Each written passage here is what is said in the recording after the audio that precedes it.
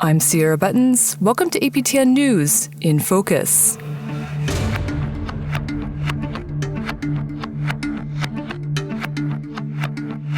This week, we're putting Indigenous data sovereignty in focus. When we broke the Cambridge Analytica story about the harvesting 87 million people's Facebook data, people freaked out, rightly. This is chicken feed compared to that. But it is the blueprint. It's always the data. Which is why it's so important that you start thinking about your private life. The oligarchy doesn't want you to have one. This is the old headquarters of the East German secret police. They kept detailed files on almost 1 in 3 of their citizens. That is nothing compared to what Google has on every single one of us and hundreds of other companies. The entire business model of Silicon Valley is surveillance. It harvests our data in order to sell us stuff. We are already living inside the architecture of totalitarianism. That was British investigative journalist Carole Cadwalladr during her TED Talk, speaking about the predatory ways big tech companies harvest, use, and sell data. Data holds a lot. It holds stories, histories, languages, all the information that defines who we are and where we come from. Data is also a resource, and like other resources, it can be exploited by corporate and colonial interests.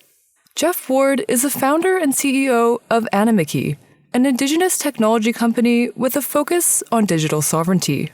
The company developed a platform called Niiwin that helps Indigenous communities and organizations store, manage, and control their data on their terms.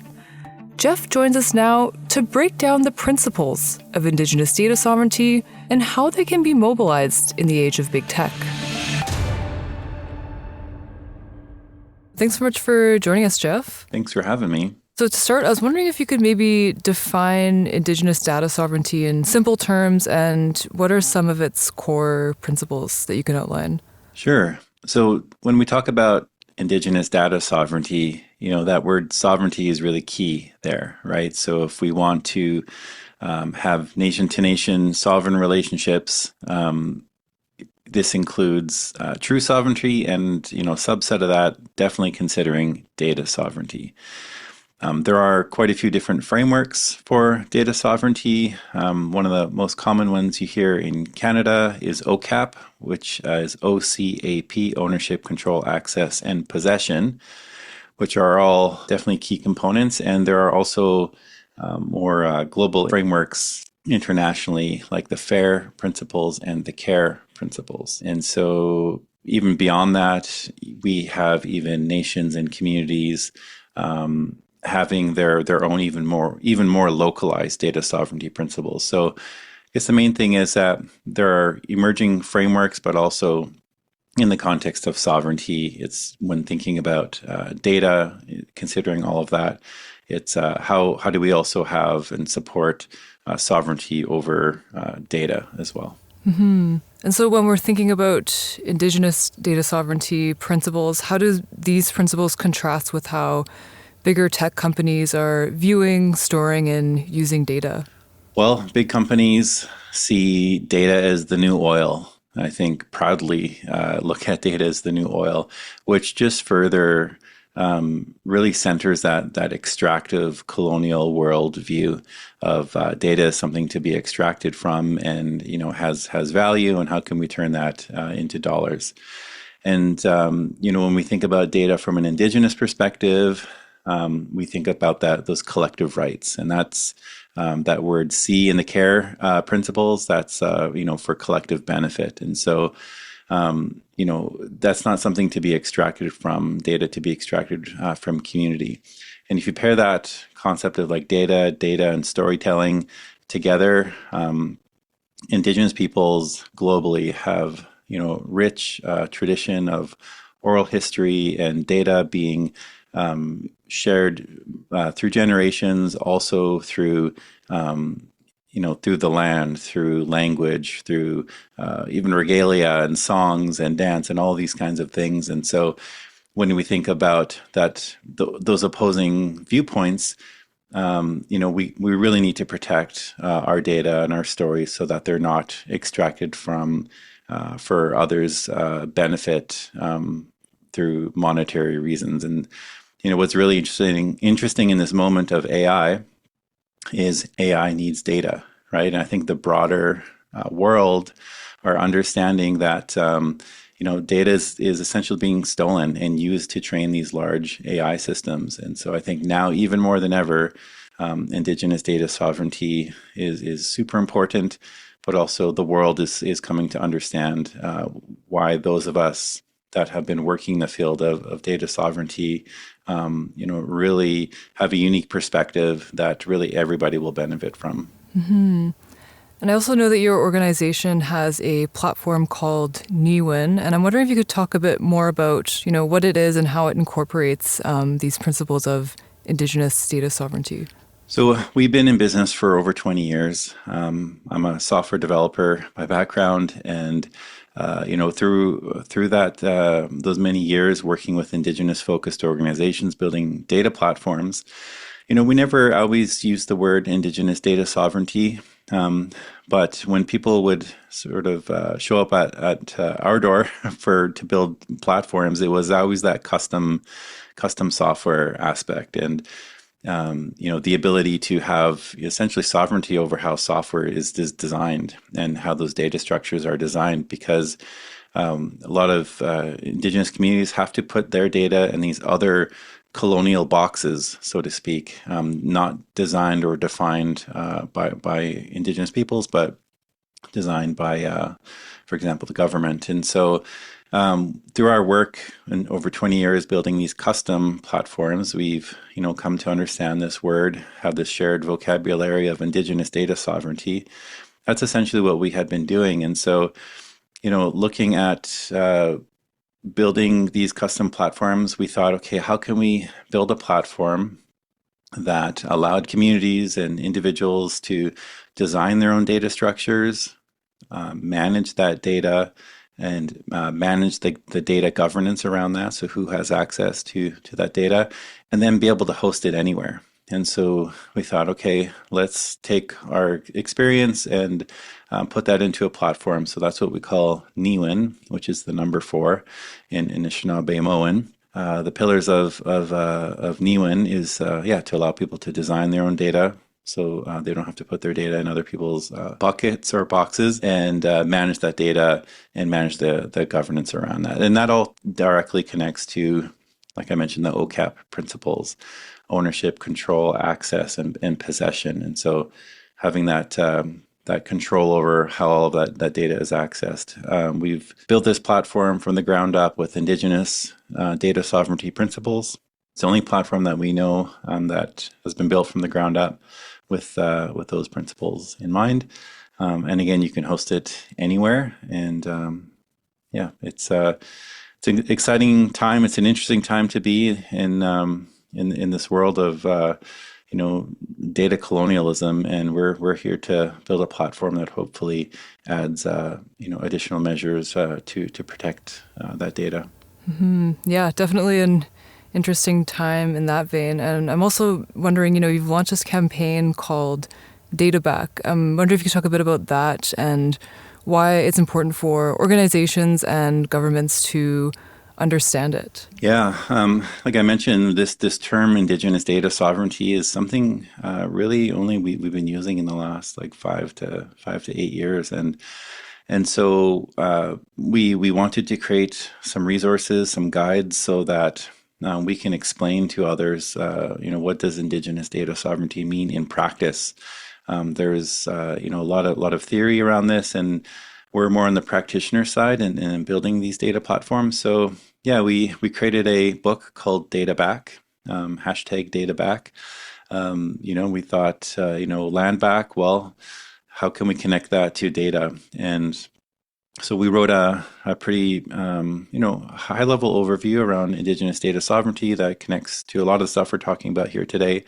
we've added a second book called Understanding and Resisting Generative AI, or so-called, we call it Truth Before Indigenous AI, which also in context of Indigenous data sovereignty, people are continuously asking us how to, in this era of AI, think about Indigenous data sovereignty. Yeah, so those are two books. We have a third one on the way. And these are free ebooks, by the way, just on our site, animikii.com/databack.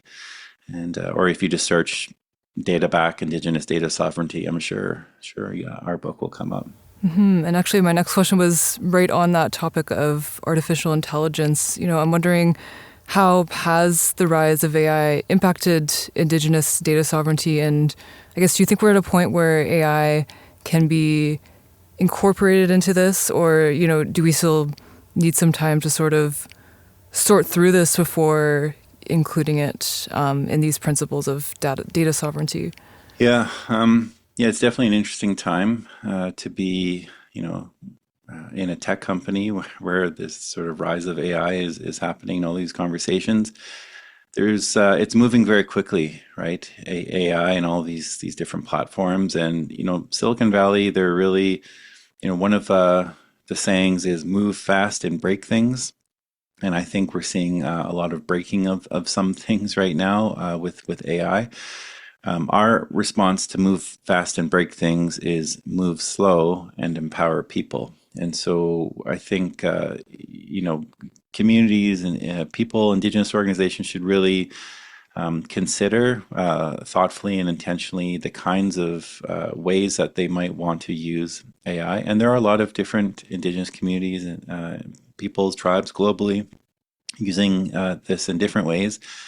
But we got to understand that there's generative AI through these like large language models, ChatGPT, these kinds of things. But the overall AI really is a computer science modality or overall approach that includes so many different kinds of technologies. It's just right now, like since like the 1950s kind of thing, like these concepts have been around for a while. Of course, compute power and things like that have changed over time, and it's becoming more easily available and accessible to train these large models. But just in the context of generative AI, there's a lot of it's a statistical model, these things, and so they are there to predict answers, and they can be written as if it's exactly 100% true, for example. But realistically, these large language models, they create a lot of errors. And so I think when people are considering using this, ensuring that they use it as maybe a helper or something to guide their work, but maybe sort of double check all of its outputs from an expert lens, and just make sure that there's always a human in the loop. But beyond that, other impacts of AI within Indigenous communities is directly with the land and with the environment. We're learning more and more just the true costs of AI on the land and on the environment. And a lot of these data centers, they need to be cooled, right? So they're put near water sources. And when that water is brought in to cool a data center and warm water is put back into the ecosystem, this directly connects to the land. And so, back to data back, connecting data back to land back, this AI, these aren't just invisible zeros and ones in the so-called cloud.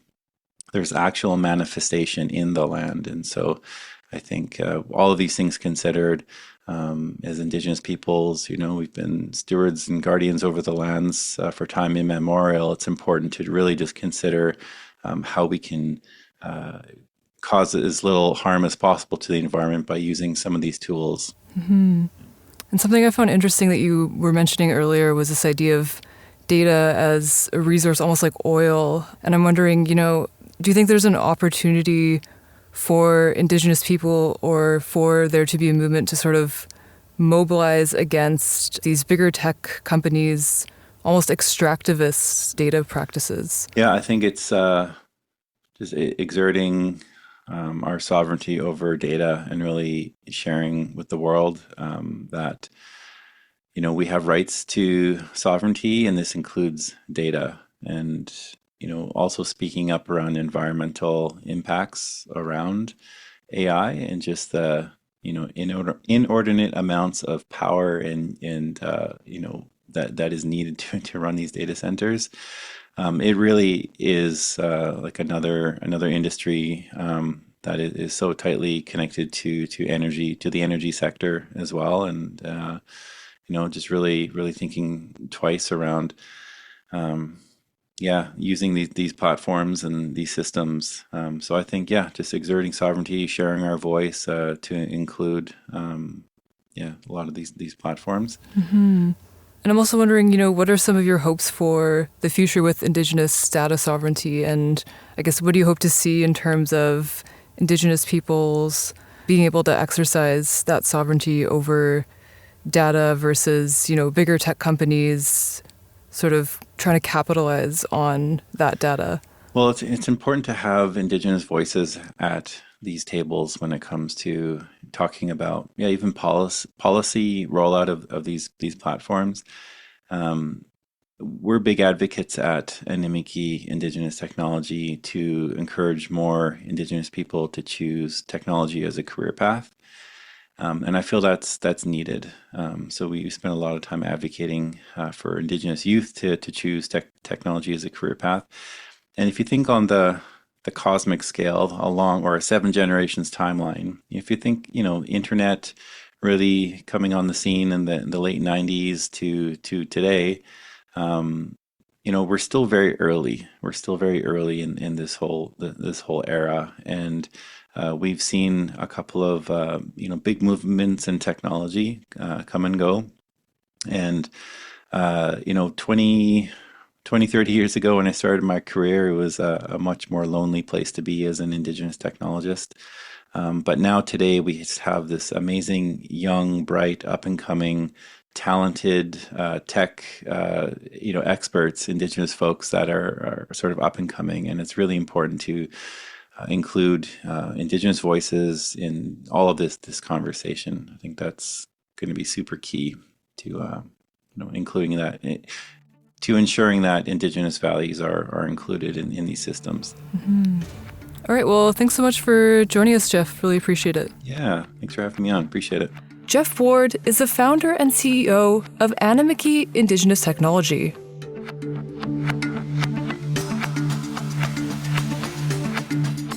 This episode of InFocus was produced by Mark Blackburn and Charmaine Straker, with editing by Jesse Andrushko, and hosted by me, Cierra Bettens. If you're enjoying the show, let us know by leaving a rating and review. You can find more APTN podcasts like APTN Newsbrief and Truth in Politics on aptnnews.ca/podcasts or on your favorite player. Thanks for listening.